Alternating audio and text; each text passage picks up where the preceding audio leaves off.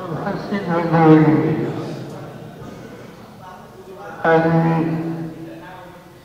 गावाकडे बहुतेक काही वर्षानंतर एक काळ असा होता की आमच्या अनेक सरकारी या ठिकाणी जीवाभावाचे होते साथ देत होते. मला आठवते शंकर फाशी असो नारायण समाधी फाशी असो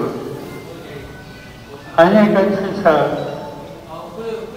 या तालुक्याच्या राजकारणामध्ये आम्हाला लोकांना असते. माळेगाव साखर कारखान्यात सुद्धा तुमचं गाव हे महत्वाचं गाव आहे. या गावातून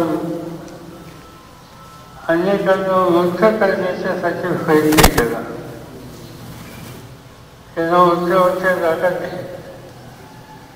तालुक्याच्या दिया जिल्ह्याच्या दिया अपेक्षा ही आहे की सत्ता येते आणि सत्ता जाते सुद्धा. आलेली सत्ता ज्या माणसांनी आपल्याला शक्ती दिली त्या लोकांच्या जीवनात बदल करण्यासाठी वापरली तर लोक त्याची आठवण ठेवतात आणि तो विचार न करता गावातल्या ज्यांनी फाशी मारलेल्या त्यांना या भागातल्या लोकांच्या संसारात काही ना काहीतरी मदत करणं ही जबाबदारी ज्याच्या हातात सत्ता येते त्याची आहे. म्हणजे त्यांनी आपल्याला बरं करायचं ठरवलं त्याची आपल्याला बरं करणारी तात्पुरते यशस्वी होतात. पण लोक हे विसरतात. या देशामध्ये मी नेहमी सांगतो लोकशाहीचं राज्य लोकशाहीचं राज्य असा असतं सामान्य लोकांना अधिकार मतदान करणाऱ्या तुम्ही जाता त्या आज तुम्ही असत नाही. तुमच्या पुढं मशीन असतं आणि तुमच्या मनावर ते वचन तुम्ही दाबतात आणि त्यांनी लोक निवडून येतात किंवा पराभूत. या देशाची लोकशाही स्थिती तुमच्यासारख्या कोट्यावधी लोकांनी शहाणपणाने मताचा अधिकार गाजवला. आता ह्याच निवडणुकीमध्ये बघा या निवडणुकीमध्ये वेगळंच चित्र होतं. गावचे नेते होते ते कुठे होते कुणाला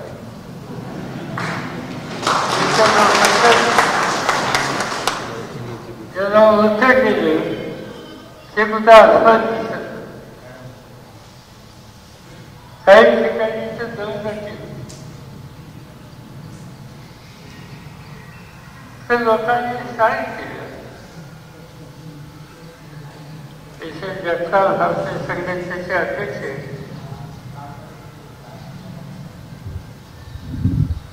सदाशिवराव सातारचे माजी बाजावतीचे नगरसेवक अध्यक्ष आहेत. सतीश होवणे हे जिल्हा परिषदेचे अध्यक्ष होते. ही मंडळी निवडणुकीच्यासाठी गावात यायची पण कोणी त्यांना भेटायला तयार नव्हतं. मोठे तर अजिबात नव्हते. 4-2 कार्यकर्ते असायचे. पण मतदान ज्या दिवशी झालं मतमोजणी झाली तेव्हा कळलं की गाव मोठ्यांच्या हातात नाही. गावच्या नेत्यांनी आतापर्यंत मोठ्याची किंमत दिली पण जनतेची भावनाची किंमत मोठ्या नेत्यांनी केली नाही तर त्यांना त्यांची जागा दाखवायचं काम न होता लोकांनी आणि विशेषतः सामान्य लोक आणि तरुण पिढी यांनी करून दाखवले. तुम्ही तुमचं काम केलं, ते काम करा हे सांगायला मी आलो नव्हतो, पण तुम्हाला माहीत होतं काय करायचं.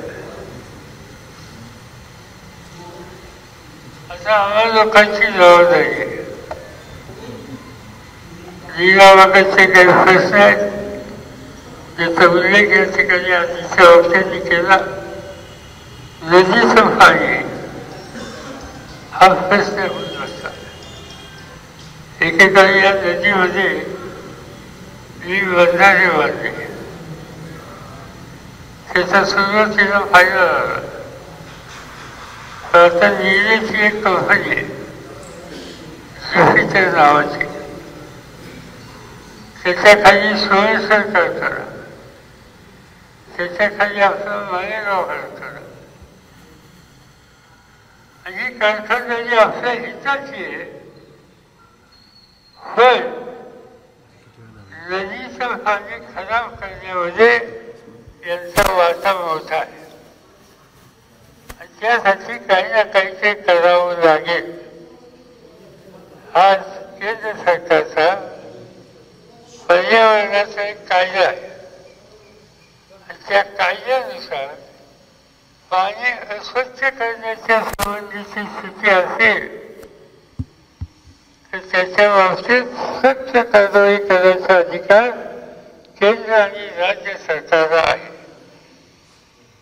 तुमचं पाणी इतकं खराब आहे की त्या पाण्यात हात सुद्धा घालता येत नाही.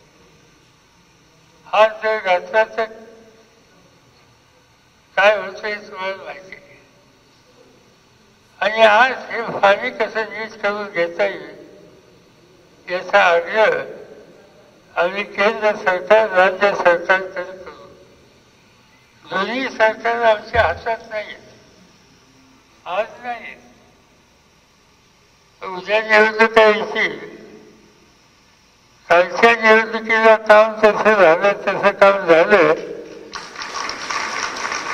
तर राज्य सरकार कसं हातात येत नाही हे मी बघतो. आणि राज्य सरकार हातामध्ये आलं तर ही जुखणी दुरुस्त करायला वेळ लागणार नाही. नेत्यांनी काही केलं नाही, पण तुम्ही लोक करायला तयार आहात तर तुमच्या पाठीशी शक्ती उभी करणं, तुम्हाला सहकार्य करणं, या गोष्टीत लक्ष दिलं जाईल. आपण एका विचारानं राहू आणि हे दुरुस्त करू. लोकसभेच्या निवडणुकीला योग्य आहे ते तुम्ही केलं. आता विधानसभेची निवडणूक आहे, तिथेही योग्य आहे ते करा. आणि उद्याच्याला हे जे सगळे प्रश्न आहेत मग ते या तालुक्याचे असतील, खाली इंदापूर तालुक्याचे असतील, हे जे पाणी खराब आहे ते निळेपासून ते खालपर्यंत सगळीकडे याचा त्रास आहे. आणि या संबंधीचे निकाल राज्य सरकारला घ्यायला लावावे लागतील. आणि ते काम आपण मिळून या ठिकाणी करू. हे काही अधिक बोलण्याच्यासाठी उभा नाही. 5 दिवसांनी आलो आणि तुम्हाला सांगितलं एकेकाळी माझं इथे येणं जास्त असायचं. आमचे काही सहकारी होते, त्यांची शेती माझी इथे नव्हती, पण सरकारला जाते आणि आणखी काही लोक आम्ही डाळ यांच्या घरी जायचो. मोहम्मदबाई म्हणून आमचे एक सहकारी होते इथं, मुस्लिम समाजाचं त्यांचं घर. आत्ताच सांगितलं शंकर पाटील होते, नारायण समाजी होते. हे अनेक लोक या ठिकाणी जीवाभावाचे होते आणि वर्षानुवर्ष त्यांनी साथ दिली, मला दिली, सुफियाला दिली. आणि आपल्याचा गजोबा हा तरुण लोकांनी कायम ठेवला. तोच आपण ठेवायचा निकाल दिला. एकत्र राहूया, लोकांची कामं करतील कशी होतील त्याच्यात प्रयत्न करूया. मला जमीन ही जी खराब व्हायला लागली आणि त्याचं कारण जमीन तुमची नदीकाठी ही काळी होत जात नाही, लवकर दर लागत नाही. नदीचं पाणी आपण तिथं घेतो, तिथं मिक्स केल्यात त्याचं पाणी घेतो, नंतर पुन्हा ते नदीत जातं झेलून आणि पुन्हा आपण घेतो. त्याच्यामुळं या जमिनीमध्ये लोणाफळ जमिनी दिसतात आणि त्याचा परिणाम पिकाचं उत्पादन हे हवं तसं नाही. त्यामुळे पाणी जसं शुद्ध करायचा विचार करावा लागेल तशी जमीन सुद्धा नीट करायचा विचार सरकारला करायला भाग पाडावा लागेल. आणि ते काम तुम्ही आम्ही सगळे मिळून करायला त्यांना लावू एवढंच या ठिकाणी मी सांगू इच्छितो. आज 5 दिवसांनी आल्याच्या नंतर तुम्ही एवढ्या मोठ्या संख्येने लावला, भले नेते असो तसा नसो, पण निरावगरच्या आजूबाजूचा सामान्य माणूस हा या ठिकाणी आला. त्याबद्दल तुम्हा सगळ्यांना मी धन्यवाद देतो आणि पुढच्या कामाला जायला तुम्हा सगळ्यांची परवानगी घेतो. नमस्कार. एबीपी माझा, उघडा डोळे बघा नीट.